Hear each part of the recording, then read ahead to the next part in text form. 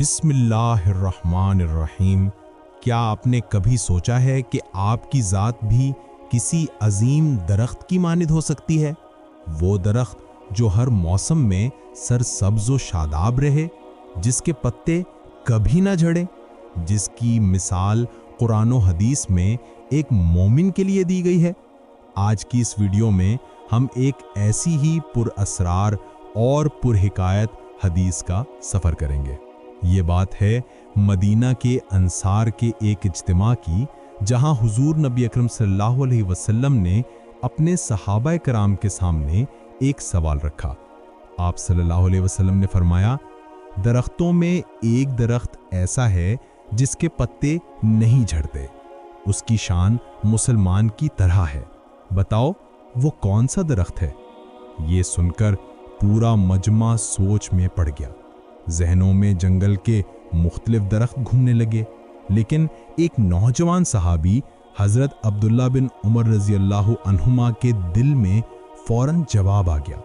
انہوں نے محسوس کیا کہ یہ تو کھجور کا درخت ہے۔ لیکن پھر کیا ہوا؟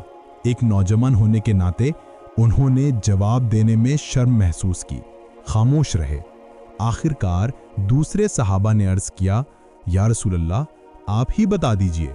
تو حضور صلی اللہ علیہ وسلم نے فرمایا، وہ کھجور کا درخت ہے۔ کیا آپ جانتے ہیں یہاں سب سے بڑا سبق کیا ہے؟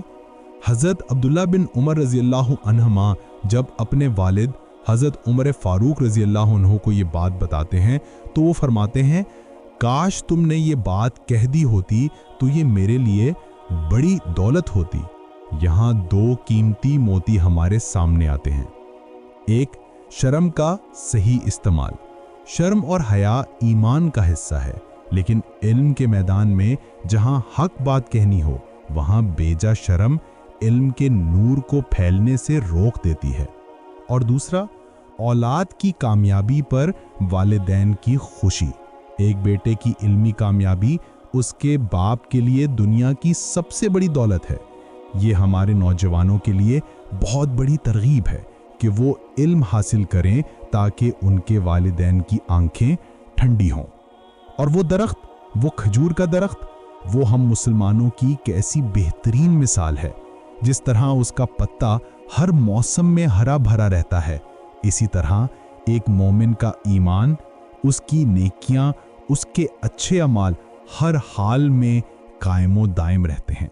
مشکلات آتی ہیں، آزمائشیں ہوتی ہیں، لیکن اس کی عبادت اور اس کی استقامت کبھی ختم نہیں ہوتی۔